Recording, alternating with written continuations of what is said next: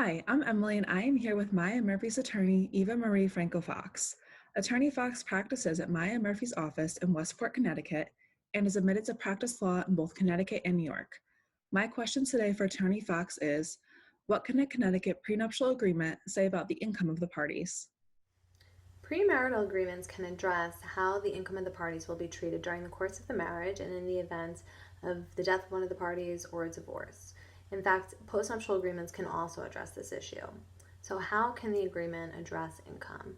The agreement can specify whether or not the income will be treated as separate property or joint property. Separate property is generally considered the property of one of the spouses, and it's not subject to any kind of division or attachment in the event of a divorce. Alternatively, joint property is considered the property of both of the spouses and is generally subject to some kind of division or distribution in the event of a divorce.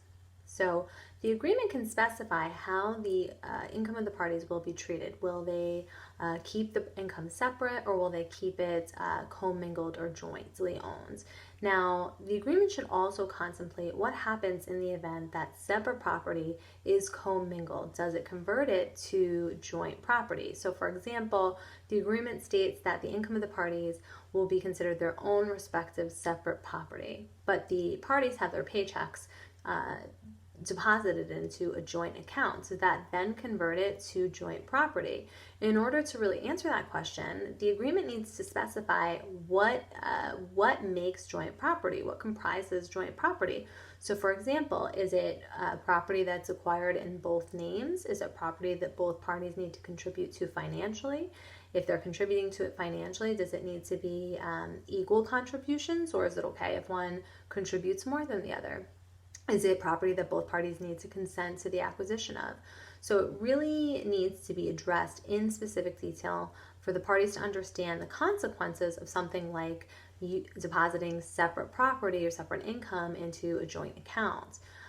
Other issues that really need to be addressed are the issue of sources of income, right? And so you cannot properly and completely address who is entitled to what form of income without addressing the different sources of income. So not only should they be disclosed, but they should be broken down and addressed within the agreement itself. An individual may be employed by a third party, so they may have W-2 income, but in addition to their base salary, they may be entitled to bonuses, they may be entitled to RSUs, stock options. These different forms of income really should be addressed, and the parties can say base is going to be separate, but anything above and beyond that will be joint, or vice versa, or all income, regardless of how it comes in from the employer, is going to be considered separate or joint. Alternatively, parties may have multiple different sources of income. So they may have income from their employer, but they may have income from investments or rental income.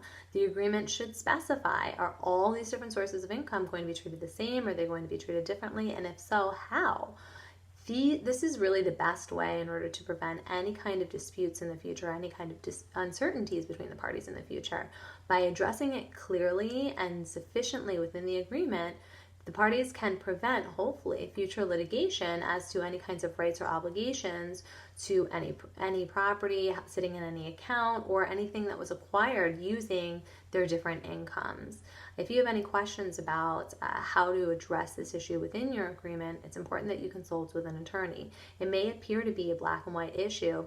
For example, oh, we'll just include our income and we'll define if it's separate or if it's joint, but it's really a bit more complex than that. And so it's important to contemplate future scenarios that may arise during the course of the marriage that could lead to some kind of dispute in the future.